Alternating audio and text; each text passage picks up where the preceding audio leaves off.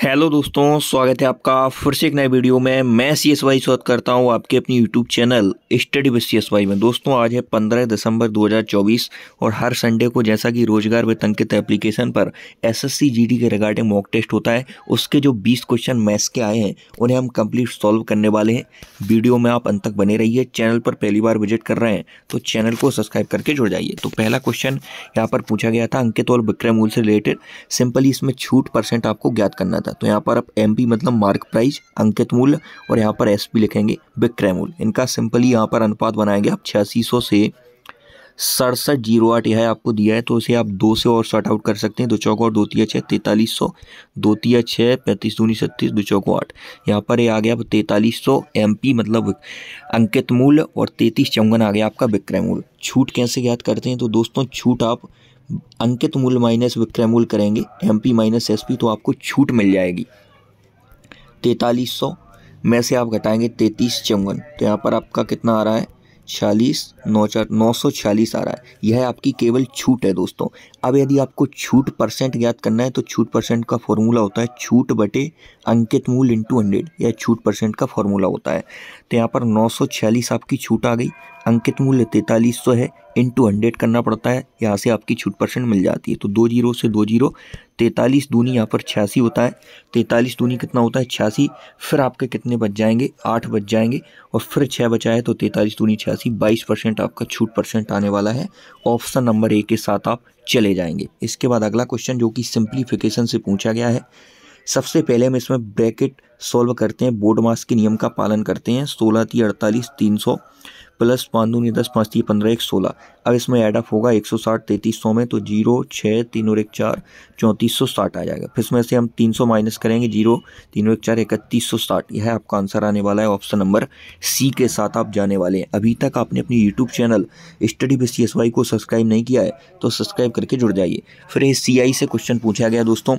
यहाँ पर P से A का रेशियो आपको बनाना रहता है। इस प्रकार के क्वेश्चनों में 2 वर्ष के लिए 22,000 रुपये पर प्राप्त चक्रवृद्धि ब्याज अर्धवार्षिक रूप से कैसा है? अर्धवार्षिक रूप से संयोजित है। 10 21 0.2 रुपये है। तो इसमें P का रेशियो तो आ गया 22,000। अब हमें A मतलब होता है मिश्रधन अमाउंट। 22,000 में जब एडअप करेंगे आपके इतने को 10 21 0.2 को, तो आपका यहाँ पर मिश्रधन आ जाएगा 32 21 02। यह आपका मिश्रधन आ जाएगा। यहाँ पर एक पॉइंट में है तो पॉइंट में ही आएगा, लेकिन हम इसका पॉइंट नीचे हटा कर 10 लगा देंगे यहाँ पर, जिससे कैलकुलेशन आसान हो जाए। फिर 11 दूनी 22, यहाँ पर 2 बार जाएगा 11 से। फिर 11 से काटेंगे तो 11 दूनी 22, 11 99, 11 दूनी 22, 11 28, 11 दूनी 22, 29 282 है आपका आ गया 11 से कट करने के बाद। फिर आप इसे 2 से और काट सकते हैं, 2 एकम 2 2 एकम 2। फिर यहाँ पर 2 एकम 2 2 चौक 8 14 641। तो फाइनली आपका रेशियो आ गया है 401 के बाद फिर 14 641। यह P से A का रेशियो आ गया है दोस्तों। अब 2 वर्ष है अर्धवार्षिक लेकिन गणना है दोस्तों, तो अर्धवार्षिक गणना में समय आपका दोगुना हो जाता है, दर आधी हो जाती है। तो 2 वर्ष है, 2 का मतलब 4 हो जाएगा। 4 रूट इसका बाहर करना है आपको, तो यहाँ पर 10 निकल कर आ जाएगा, क्योंकि 4 है तो एक बार 10 आ जाएगा, एक बार 0 आ जाएगा। और यह आप ध्यान से देखेंगे तो 1331 का एक बार और मल्टीप्लाई है, मतलब 11 का 4 बार गुणा है। 10 से 11 1% पर हम निकाल सकते हैं। दर कितनी है यहाँ पर? 10% है। लेकिन दोस्तों 10% इसका आंसर नहीं है, क्योंकि हमने अभी तक की जो कैलकुलेशन की है वो अर्धवार्षिक गणना के आधार पर की है। 10% हमारा अर्धवार्षिक के आधार पर आया। लेकिन क्वेश्चन में पूछा है कि वार्षिक दर कितनी होगी, तो 6 महीने की दोस्तों दर आपकी 10% है, मतलब अर्धवार्षिक मतलब आधा साल। तो 12 महीने कितनी हो जाएगी? 20% हो जाएगी। ऑप्शन नंबर B के साथ आप जाने वाले हैं। इसके बाद अगला क्वेश्चन पूछा गया आपका क्रय मूल्य और विक्रय मूल्य से रिलेटेड। यहाँ पर CP से SP का रेशियो आपको बनाना रहता है ऐसे क्वेश्चनों में। CP मतलब कॉस्ट प्राइस, SP मतलब सेलिंग प्राइस, क्रय मूल्य से विक्रय मूल्य का।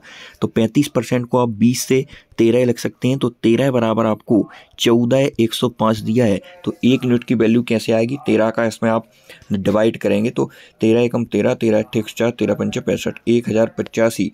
यह आपकी 1 यूनिट की वैल्यू आ गई। तो 20 यूनिट की कितनी हो जाएगी? यहाँ से आपका क्रय मूल्य आ जाएगा। यहाँ से आपका क्रय मूल्य आ जाएगा 1085 इंटू 20। यह आपका क्रय मूल्य हो गया। अब वो बोल रहे हैं कि इसी मॉल को 28,120 में बेचा जाता है, तो आपका लाभ या हानि प्रतिशत क्या होगा दोस्तों? तो यहाँ से अब आपको सॉल्व करना है सिंपली। 0 से 0 कट जाएगा, 2 एकम 2 2 चौक 8 2 छक 12। अब इसमें से आप जब इसे घटाएंगे तो 14 0 6 1085, 5 और 1 6, 8 2 10, 321 आ गया आपका। 321 बटे 1085 इंटू 100। ये क्या कर दिया दोस्तों हमने, तो ये लाभ परसेंट का फॉर्मूला है, ऊपर लाभ आता है नीचे क्रैमूल आता है। 5 दूनी 10, 17 पने 85 और 5 दूनी 10 यहाँ पर 20 बार जाएगा।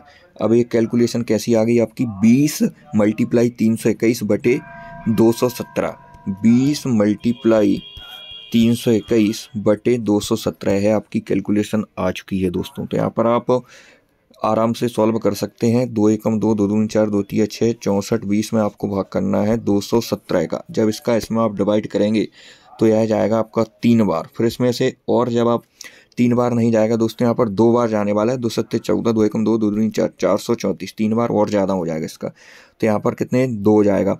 अब 2 से कोई भी ऑप्शन आप देखेंगे तो यहाँ पर शुरुआत नहीं थी, 3 से सभी ऑप्शन लगभग शुरुआत थी इस क्वेश्चन में। तो इसका लगभग 29.58% एग्जैक्ट आंसर यह आएगा, जो कि आपको एक भी ऑप्शन में नहीं दिया गया है। तो 29.58 को उन्होंने अप्रॉक्सीमेट 30% मान लिया है। ऑप्शन नंबर सी के साथ आप जाएंगे। तो इस प्रकार के क्वेश्चनों को आपको विशेष ध्यान रखना है, आपको लगे नहीं रहना है कि मैं क्या गलती कर रहा हूँ, इस प्रकार अप्रॉक्स भी मान लिया जाता है। इसके बाद अगला 5 नंबर क्वेश्चन जो आपकी समयकार से पूछा गया है, ए और बी किसी कार्य को 9 दिनों में, किसी परियोजना को 9 दिनों में, और बी और सी वही कार्य को आपके 12 दिनों में, और सी और ए आपके 18 दिनों में कर रहे हैं। तीनों मिलकर कितने दिनों में। सिंपली आप इसका एलसीएम लेते हैं जो टोटल वर्क होता है। तो यहाँ पर एलसीएम आपका 36 आ जाएगा। 9 चौको 36, 12 तिया 36, 18 दूनी 36, टोटल वर्क 36 है। तीनों मिलकर कितने देर में, तो 4 2 6, 6 3 9, 9 बटे 2 आएगा, क्योंकि ये 2 बार हो जाएंगे। ए बी बी यहाँ पर 2 बार, तो 2 को कॉमन लगी। 9 चौको 36, 4 दूनी 8, ऑप्शन नंबर बी के साथ चले जाएंगे। यहाँ पर आपका 8 आंसर आने वाला है। इसके बाद 6 नंबर क्वेश्चन फिर से आपसे सरलीकरण से पूछा गया है। तो सिंपली आप 520 प्लस 9 से डिवाइड करेंगे 8, 6 दूनी 12, 12 और 520 को जब ऐड करेंगे तो 532 हो जाएगा। इसमें से आप 8 घटाएंगे तो ये 524 आ जाएगा। यही आपके क्वेश्चन का आंसर होने वाला है दोस्तों। इसको आप सिंपली करेंगे, लेकिन 524 ऑप्शन में है ही नहीं, तो इस प्रकार की गलती से आपको बचना है। यहाँ पर देखेंगे तो 520 प्लस 9 8 72, 6 दूनी 12, आपने इसे पहले माइनस सॉल्व कर दिया, जबकि इसका रूल होता है बोर्ड मार्क्स का, पहले आपको प्लस सॉल्व करना है। तो 528 माइनस 12 आ जाएगा। जब इसमें से आप घटाएंगे तो 516 पर पहुंच जाएंगे, ऑप्शन नंबर बी। तो इस प्रकार की गलतियों से बचना है जो आपसे हो भी सकती हैं सॉल्यूशन करते वक्त। यहाँ पर देखेंगे 2 संख्याएँ हैं। पहली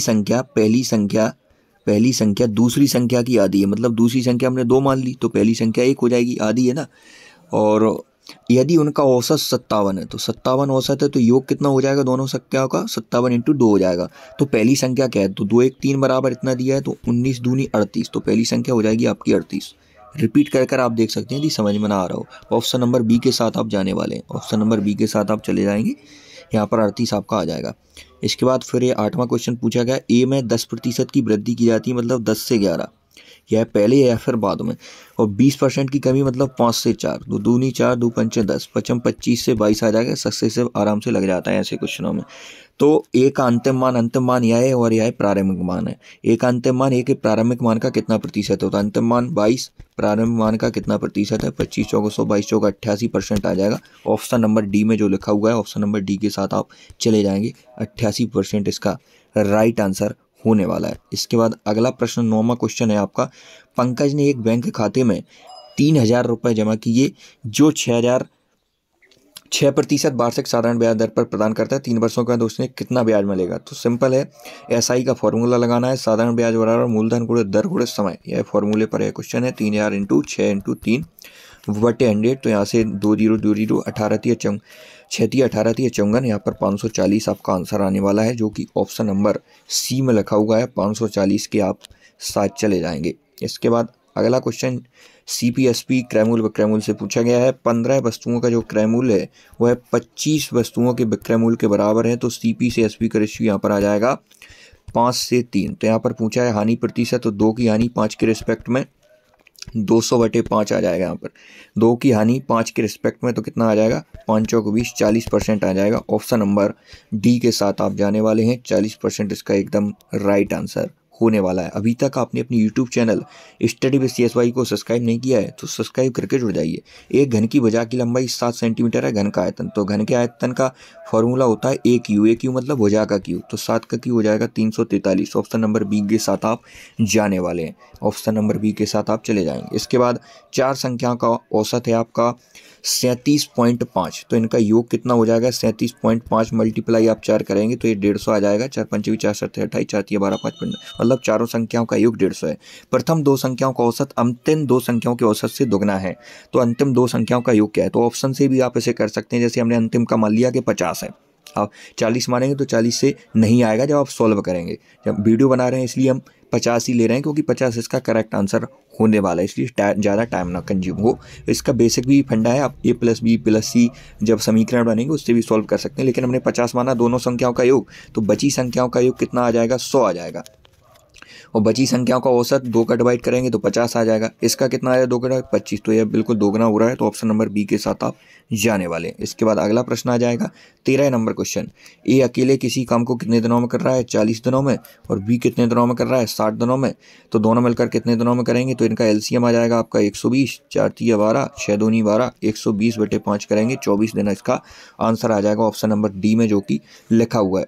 यदि इस प्रकार का क्वेश्चन आ जाता है तो सिंपली इसकी ट्रिक भी है कि दोनों का मल्टीप्लाई कर दो और दोनों को जोड़ दो, डायरेक्ट आंसर ले लो। तो ऑप्शन नंबर डी इसका एकदम करेक्ट आंसर होने वाला है। इसके बाद अगला प्रश्न 14 नंबर आ जाएगा। अंकित मूल्य के 3/10 पर घड़ी को बेचने पर 16% की हानि होती है। तो अंकित मूल्य के 3/10 पर, मतलब 10 का 3/10 निकालेंगे तभी तो आपका आएगा 3, मतलब 10 है अंकित मूल्य और 3 पर आप बेचेंगे। और कितने % की हानि हो रही है? तो हानि और लाभ से हमेशा रेशियो आता है आपका CP से MP का, क्रय मूल्य से CP से SP का, क्रय मूल्य से विक्रय मूल्य का। तो 16% की हानि मतलब 25 से 21 आप लिख सकते हैं, क्योंकि 16% को आप ऐसे सॉल्व करेंगे 4 से 25, तो ऊपर हानि आती है 4 की। तो यहाँ पर SPA भी है, SPA भी है, रेशियो मेथड बता रहा हूँ। यहाँ पर 7 का मल्टीप्लाई कर देंगे तो इससे हम हो जाएगा। तो MP हो गया आपका 70 और क्रय मूल्य हो गया आपका 25। अब इससे पूछा है कि अंकित मूल्य और क्रय मूल्य का अनुपात क्या है? तो इसे 5 से और काटेंगे, 14 पंचे 70 और 5 25, 14:5 आएगा जाएगा। ऑप्शन नंबर सी में जो लिखा हुआ है 14:5 वही आपका आंसर होने वाला है। इसके बाद चतुर्थ अनुपाती से आपका क्वेश्चन है। तो चतुर्थ अनुपाती कैसे निकाला जाता है? चतुर्थ अनुपाती इन दोनों का मल्टीप्लाई होता है 192 × 216/144, ऐसे आपका चतुर्थ अनुपाती निकाला जाता है।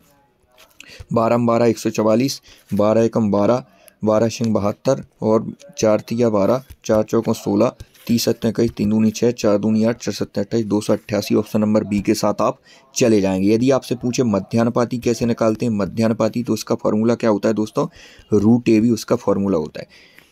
इसके बाद यदि चतुर्थानुपाती यहाँ पर आप x मान लेते हैं, 144, 192, 216 और x, तो जब 144/192, 216/x, तो ये इसका मल्टीप्लाई होता है, मतलब B × C/, यह आप चतुर्थ अनुपाती का फॉर्मूला मान सकते हैं। इसके बाद अगला प्रश्न आपसे परसेंटेज से पूछा गया।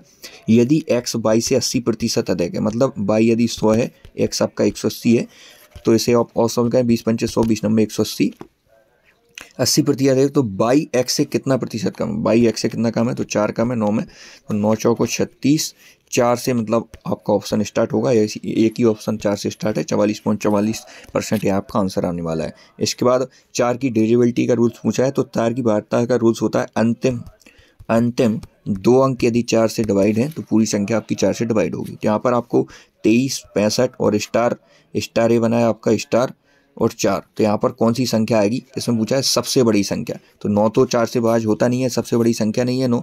इसके बाद आप देखेंगे 2 भी नहीं होता 4 से भाज्य, 0 छोटी संख्या है, तो 8 आपका आंसर आ जाएगा। इसके बाद अगला क्वेश्चन आ जाता है 18 नंबर क्वेश्चन।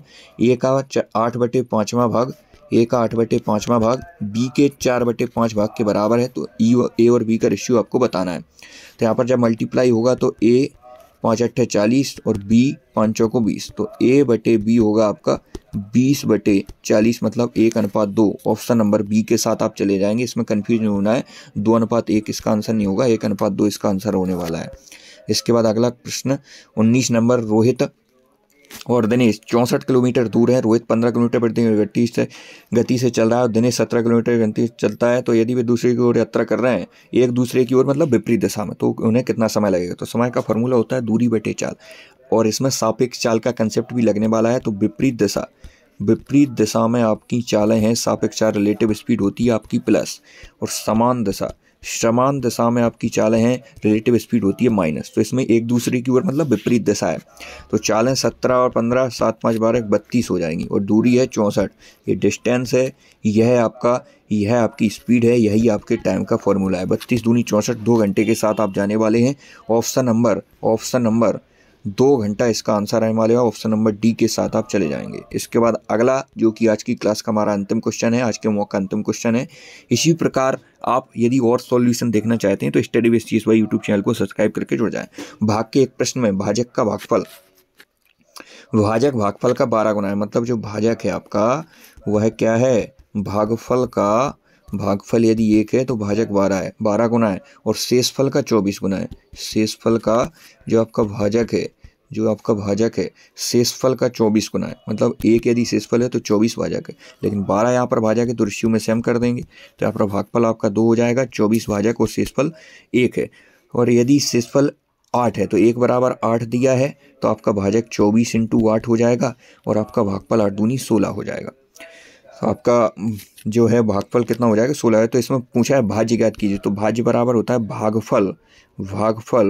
भाज्य बराबर होता है भाजक गुणित भागफल प्लस शेषफल। तो यहाँ पर 16 8 128 × 24 प्लस 8 आ जाएगा। 128 × 24 प्लस 8, 128 × 24 प्लस 8। अब इसको सॉल्व करना है आपको। 128 × 24 प्लस 8, तो इसे आप आसानी से इसमें मल्टीप्लाई कर सकते हैं। यदि 24 का पहाड़ा याद है तो अच्छी बात है, नहीं इस प्रकार कर लें। 4 और 32, 4 दूनी 8, 3 11, 4 एकम 4, 4 एक 5, 2 8 16, 5 2 एकम 2, 2 6 1 7, 5 2 1 3, 30 72 में 8 जोड़ेंगे, 30 80। ऑप्शन नंबर बी के साथ आप जाने वाले। इसमें एक बेसिक फार्मूला जो आपका भाज्य का लगता है वह लगा है। भाज्य बराबर होता है भाजक गुणित भागफल और प्लस होता है आपके शेषफल के। भाज्य बराबर होता है भाजक गुणित भागफल प्लस शेषफल। तो आज की वीडियो इतना ही, मिलते हैं नेक्स्ट में, तब तक के लिए जय हिंद। चैनल को सब्सक्राइब करके जुड़ जाइए।